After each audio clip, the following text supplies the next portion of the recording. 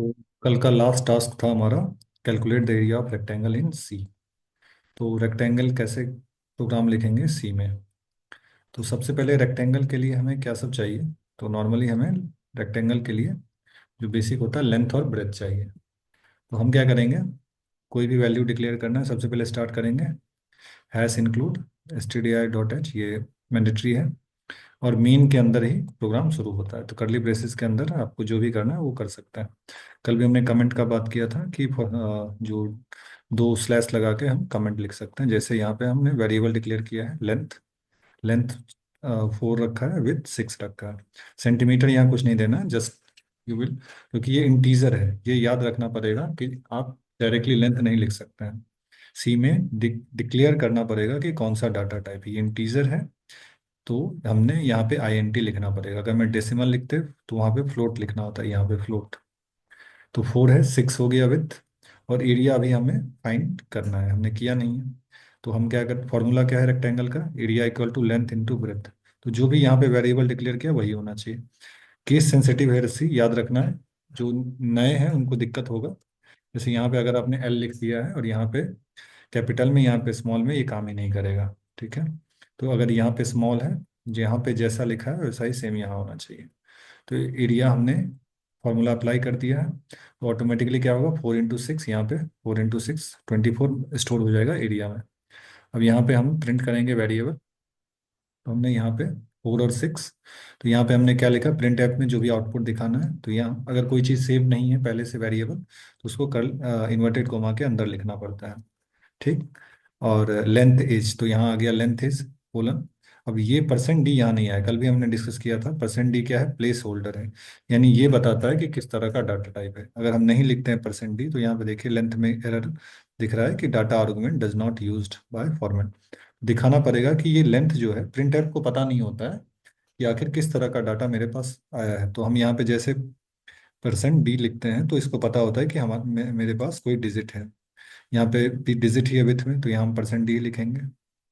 और एरिया भी जो है कैलकुलेट होकर डिजिट ही आएगा, तो यहाँ भी परसेंट डी ही लिखेंगे। Area of rectangle is area of percent D. और ये एन हमने डिस्कस किया था कि ये न्यू लाइन के लिए है। अगर हम ये नहीं लिखते हैं, अगर हम यहाँ पे न्यू लाइन नहीं देते हैं, तो क्या होगा। यस्टरडे ऑल्सो भी डिस्कस, ये एक ही लाइन में आ जाएगा, लेंथ इज 4, लेंथ इज, और ये लेंथ 4 है। और नेक्स्ट लाइन भी ये इसी में आ चुका है, विथ एज 6। तो इसलिए ये अच्छा दिखता नहीं है, सो बेटर कि इन्वर्टेड जो कोमा है उसके अंदर ही हम फॉरवर्ड स्लैश देके एन देंगे, ताकि वो नई लाइन में चले जाए। तो this much was the task. अब आगे देखते हैं। नेक्स्ट है कि जो अलग अलग वेरिएबल है, जब तो उसको डिक्लेयर करना होता है, तो कैसे डिक्लेयर करते हैं। सारा कुछ मेन के अंदर ही होगा। जैसे इंटीजर हमने डिक्लेयर किया है, कुछ भी नाम दे सकते हैं। माई नम मैंने यहाँ लिखा है, यहाँ पे आप कुछ भी लिख सकते हैं। 5, तो यहाँ पे दिखेगा आउटपुट 5। फ्लोट, चूंकि हमने डेसिमल में शो करना था, तो यहाँ पे डाटा टाइप क्या है, इसका फ्लोट है। तो 5.99, लेकिन यहाँ 5.99 दिख नहीं रहा है। Here we are able to watch यहाँ पे। तो ये बाय डिफॉल्ट क्या होता है, फ्लोट जो है 6, जो डेसिमल के पास बाद 6 डिजिट तक दिखाएगा बाय डिफॉल्ट, ये इसके अंदर है। तो अगर मुझे 0.99 ही यदि चाहिए, तो इसके लिए क्या करना होगा। तो इसके लिए कुछ नहीं करना है। जहाँ पे आपको ये आउटपुट दिखाना है, माई फ्लोट प्रिंट ऐप में मैंने लिखा है, और ये फ्लोट टाइप है परसेंटेज में एफ। तो यहाँ पे परसेंटेज के बाद क्या कर देंगे, पॉइंट दे देंगे, 0.2, यानी 2 डिजिट तक देखना है।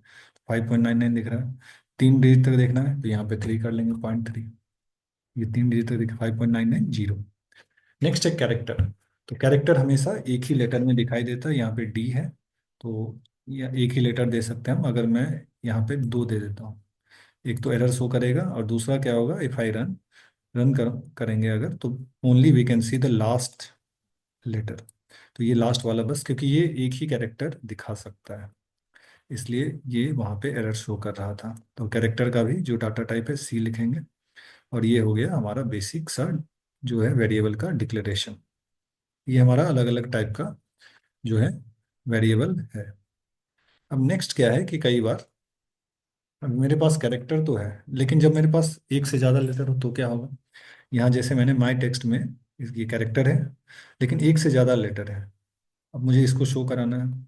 अब ये जब मैं इसको रन करता हूँ तो ये बस ये ओ दिखा रहा है, क्यों? क्योंकि कैरेक्टर बाय डिफॉल्ट या तो एक लेटर लेगा, या अगर हम ज़्यादा लिखते हैं it will only take the last letter O. यहाँ पे if I write here N, तो अब अगर रन करते हैं तो बस ये एन दिखाई देगा, एन दिखाई दे रहा है। इसको सॉल्व करने का तरीका क्या है? तो इसके लिए हम क्या है कि इसमें छोटा सा चेंज होगा। इसके लिए हम क्या करेंगे कि इसको एरे बना देंगे। अब ये एरे क्या होता है? एरे कुछ नहीं है, यहाँ पे है कि जो लेटर, चूंकि कैरेक्टर क्या कर सकता है कि कैरेक्टर कोई एक लेटर को अपने पास रखता है।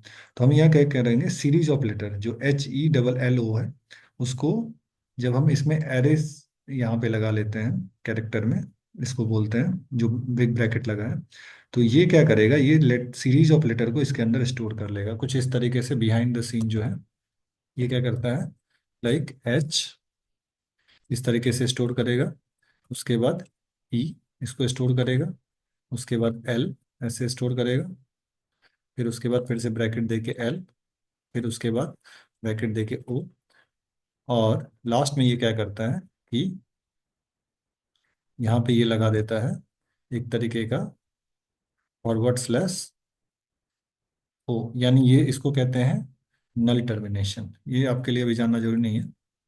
तो ये क्या करता है, एक तरीके से सीरीज ऑफ लेटर जो है उसको इस तरीके से स्टोर कर लेता है। अब ये बन गया कैरेक्टर की जगह, अब ये बन गया स्ट्रिंग। अब इसका डाटा टाइप क्या हो गया, ये हो गया एक तरह का स्ट्रिंग हो गया।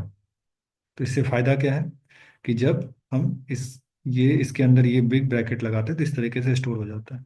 अब ये क्या करेगा, तो ये सारे डाटा टाइप को एक ही बार शो कर सकता है। इफ आई रन नाउ, यदि मैं अब इसको रन करता हूँ, तो अब हम हेलो देख सकते हैं यहाँ पे। ठीक, ये हो गया हमारा हेलो। और यहाँ पे ये एक तरह का क्या बन गया है, ये एक तरह का स्ट्रिंग यहाँ पे बना हुआ है। अब जो नेक्स्ट डाटा टाइप है इसको कमेंट आउट कर लेते हैं। तो फ्लोटिंग में क्या है कि फ्लोटिंग में जैसे हम यहाँ पे 5.75 देख रहे हैं, एक फ्लोट ही है। तो यहाँ पे अगर हम बाय डिफॉल्ट ये 6 कैरेक्टर दिखाएगा, earlier also we have discuss. तो पॉइंट लगा के हमें अगर जितना कैरेक्टर चाहिए उतना कैरेक्टर तक हम पॉइंट के बाद देख सकते हैं। अब यहाँ पे कई बार क्या होता है कि एक और इसमें डाटा टाइप होता है डबल। तो फ्लोट और डबल में क्या अंतर है, छोटा सा अंतर है। ये जो ई हमने लिखा है ये कुछ नहीं है, ये इट इज लाइक 35 × 10⁻³ उसको हम 35 ई लिख सकते हैं। यानी एक तरह का वो है 35 पे जो है basically we have just added 3 digit. इसी तरह से 12 पे हमने 4 डिजिट डाला हुआ है। अब अगर इसको हम रन करते हैं तो ये हो गया 35,000, और ये अराउंड यहाँ 4 है, तो यहाँ पे हो जाएगा 1,20,000। तो फ्लोट और डबल में क्या अंतर है, दोनों डेसिमल में ही दिखा रहा है दोनों वैल्यू को। दोनों वैल्यू को अगर हम ये नहीं भी लिखते हैं, अगर हम डबल डिक्लेयर करते हैं को फ्लोट, तो दोनों 6 डिजिट दिखा रहा है। तो फिर दोनों में डिफरेंस क्या है, दोनों का यूज क्या है, इसको देखते हैं आगे। अच्छा, जब प्रिंट ऐप में फ्लोट दिखाना हो तो एफ लिखना है, %F। और जब डबल दिखाना है तो LF है। तो ये डबल करता क्या है और इसका रैशनल क्या है, इसका यूज क्या है, तो यहाँ पे समझ में आएगा कि डबल कब यूज करेंगे और फ्लोट कब यूज करेंगे। तो यहाँ पे मेरे पास एक बड़ा सा नंबर है, बहुत बड़ा नंबर है। इसको मैंने फ्लोट में डिक्लेयर किया है, और उतना ही बड़ा नंबर मैंने डबल में भी डिक्लेयर किया है। तो अब दोनों में डिफरेंस देखते हैं कि क्या है। दोनों को 15 डिजिट तक, इसको 15 डिजिट तक ले जाना है, इसको भी 15 डिजिट तक ले जाना है।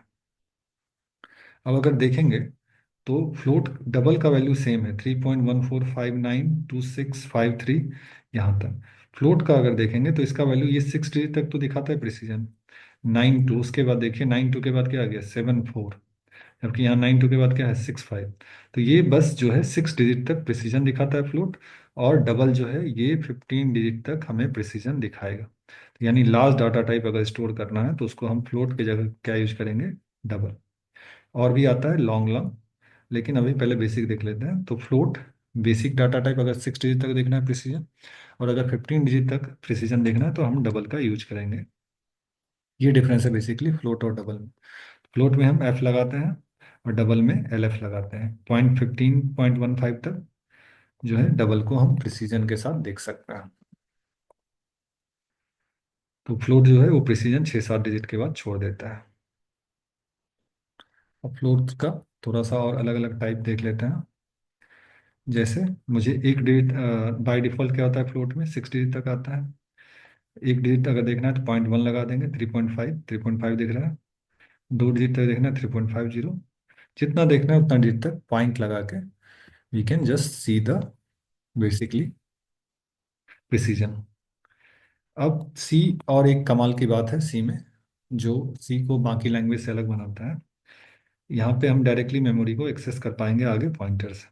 तो अभी सबसे पहले बेसिक देखते हैं कि आखिर जो इंटीजर है, या कई बार हम एक ही, अभी हमने क्या देखा कि डबल जो है वो ज़्यादा 15 डिजिट तक प्रिसीजन दिखा सकता है, कैरेक्टर दिखा सकता है। फ्लोट 6 डिजिट तक दिखा रहा है, तो इसका कारण है इसका मेमोरी एलोकेशन, किसको कितना मेमोरी मिला हुआ है। तो हम कैसे चेक करेंगे कि किस में कितना मेमोरी है। इसका फायदा क्या है कि जब हम कोड लिखेंगे तो वो ओवरफ्लो ना हो, और उसके कारण जो है कई बार प्रोग्राम क्रैश हो जाता है। सब तो बेसिक सा पहले हम बस साइज देख लेते हैं। अगर साइज पता करना है तो यहाँ पे परसेंटेज देख के पहले एलयू लिखना पड़ेगा, उसके बाद साइज ऑफ। तो इस वेरिएबल का इंटीजर का, यहाँ इससे मतलब नहीं माइंड से, यहाँ हमने इंट लिखा है तो बाय डिफॉल्ट ये इंटीजर का साइज देगा।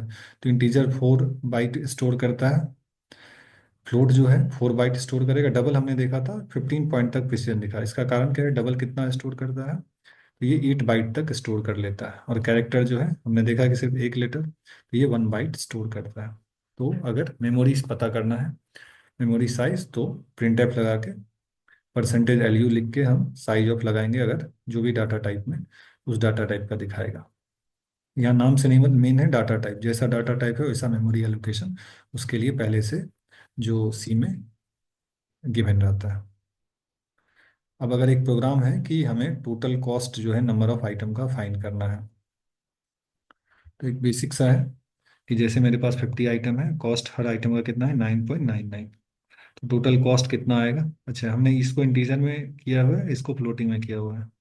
तो जब हम फ्लोट लिखते हैं तो ये जो है इसको कन्वर्ट करेगा या नहीं करेगा, इसको देखते हैं। तो यहाँ इसने क्या किया है, इंटीजर और फ्लोट का जब मल्टीप्लिकेशन हुआ तो इसने बाय डिफॉल्ट क्या किया, फ्लोट को एक तरीके से फ्लोट में एक कन्वर्ट कर दिया है। तो नंबर ऑफ आइटम 50 है, और कॉस्ट पर करेंसी है, और जो टोटल कॉस्ट आया है हमारा वो आया है अराउंड $499.50।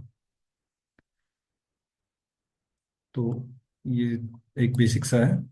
अब यहाँ पे हम थोड़ा सा देखते हैं टाइप कन्वर्जन। तो टाइप कन्वर्जन क्या होता है। अब यहाँ पे मेरे पास क्या था कि इसको, कोई भी लेटर को आप छोड़ नहीं सकते हैं, you have to comment out. हाँ, तो मेरे पास क्या था कि एक इंटीजर है 5, एक और इंटीजर है 2। जब मैं इसको डिवाइड करता हूँ तो मुझे रिजल्ट चाहिए था 2.5, लेकिन मुझे यहाँ रिजल्ट दिख रहा है 2। ऐसा क्यों, क्योंकि ये इंटीजर है, और जब ये इंटीजर डिवाइड किया है तो ये बस इंटीजर स्टोर कर सकता है, लेकिन हमें तो चाहिए फ्लोट। तो यहाँ पे हमें रिक्वायरमेंट हो जाता है टाइप कन्वर्जन का। तो एक है इम्प्लिसिट कन्वर्जन बाय कंपाइलर, यानी कंपाइलर बिना कुछ कहे खुद से कन्वर्ट करता है। जैसे यहाँ पे देखते हैं, यहाँ पे हमने जैसे फ्लोट दिया है, फ्लोट हमने डाटा टाइप टू फ्लोट दिया है, लेकिन हमने स्टोर क्या किया है, या 9 स्टोर किया, 9.0 नहीं 9 स्टोर किया है। जब हम इसको रन करते हैं तो बाय डिफॉल्ट ये कंपाइलर खुद समझ जाता है कि अच्छा इसने 9 किया है, लेकिन ये फ्लोट में ही आएगा, इसने 9.00 इसको कन्वर्ट कर दिया। लेकिन हर बार बाय डिफॉल्ट जो है सारा कन्वर्ट नहीं होगा। तो ये तो था इम्प्लिसिट, कंपाइलर के द्वारा हो गया। अब यहाँ पे इसको देखते हैं। यहाँ भी हमने इंटीजर लिखा, लेकिन असाइन वैल्यू क्या किया, फ्लोट दिया। डाटा टाइप में हमने क्या बोला, सीखो कि इंटीजर आएगा, लेकिन हमने दे दिया डेसिमल। तो अब हम जब इसको रन करते हैं तो यहाँ पे ये क्या करेगा, कन्वर्ट कर देगा फ्लोट को इंटीजर में। तो ये सारा बाय डिफॉल्ट कंपाइलर के द्वारा हो रहा है, हम यहाँ पे कोई भी एफर्ट नहीं कर रहे हैं। लेकिन ये गलत है, we have to explicitly provide ताकि हमारा प्रोग्राम का आगे गलत ना हो या कभी क्रैश होने का इशू ना हो। यहाँ भी हमने क्या किया, डिवाइड किया फ्लोट। हमने बोला कि फ्लोट डाटा टाइप आएगा, ठीक। और हमने उसमें 5/2 डिवाइड, लेकिन हमने यहाँ इंटीजर रखा है। यहाँ पे हम एक्सपेक्ट कर रहे थे 2.5 का, लेकिन यहाँ पे 2.0 है। ये क्यों हुआ? क्योंकि यहाँ पे हमने इंटीजर, इसने डिवाइड किया है इंटीजर को, पहले 5 को डिवाइड किया तो 2 आया, और 2 को इसने फ्लोट में कन्वर्ट कर दिया तो 2.00 बना दिया, जबकि हमारा एक्चुअल आउटपुट आ नहीं रहा है। तो एक्चुअल आउटपुट आने के लिए क्या करना पड़ेगा? तो एक्सप्लिसिट कन्वर्जन हम खुद अब हम कंपाइलर के भरोसे नहीं बैठेंगे, प्रोग्राम के भरोसे। अगर हम बाय डिफॉल्ट इंटीजर लिख भी देते हैं तो कोई दिक्कत नहीं, हम क्या करेंगे, जो जहाँ पे हमने असाइन किया है वैल्यू या जहाँ पे कैलकुलेट कर रहे हैं वहाँ पे हम बाय डिफॉल्ट क्या दे देंगे, फ्लोट लिख देंगे। फ्लोट देके इसको हमने ब्रैकेट दे दिया। तो अब ये क्या करेगा, 5/2 को डिवाइड करने से पहले ही क्या करेगा, इसको 5.0 बना देगा और इसको 2.0 बना देगा। तो अब ये बाय डिफॉल्ट क्या हो गया, इसने कन्वर्ट कर दिया पहले फ्लोटिंग पॉइंट में।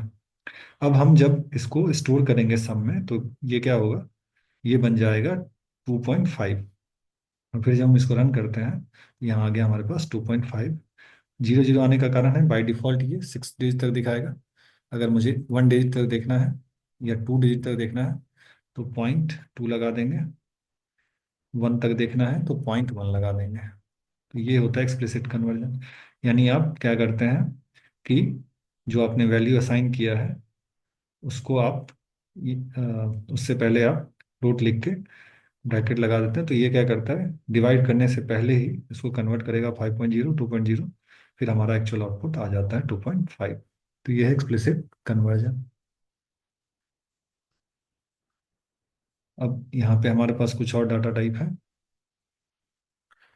जैसे num5 हमने इंटीजर रखा है, यहाँ पे इंटीजर रखा है, लेकिन यहाँ कैलकुलेट कर रहा है तो यहाँ हम इसको कन्वर्ट कर रहे हैं इंटीजर को पहले फ्लोट में, तो ताकि हम चाहते हैं 5.0 हो जाए, 2.0 हो जाए, तो ये हमारा सही आउटपुट देगा।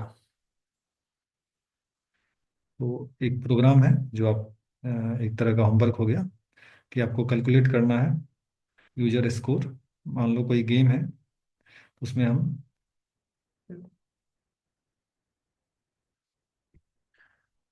प्रोग्राम एक तरीके से क्या है कि यूजर जो है बेसिकली, मान लो मैक्सिमम पॉसिबल स्कोर है वो 500 कर सकता है, और यूजर ने क्या किया है, वो 423 किया है। तो हमें परसेंटेज कैलकुलेट करना है कि यूजर ने कितना स्कोर किया है।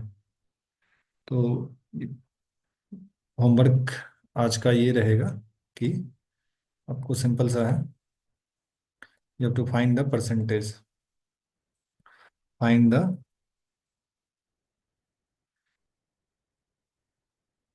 कैलकुलेट करना है percentage of user score in relation to the maximum score of a game. मान लो कोई गेम है 500 का, तो यूजर ने 400 अगर स्कोर किया है तो वो कितना परसेंट उसको आया है, ये आप खुद से कर सकते हैं। So tomorrow we will start letter.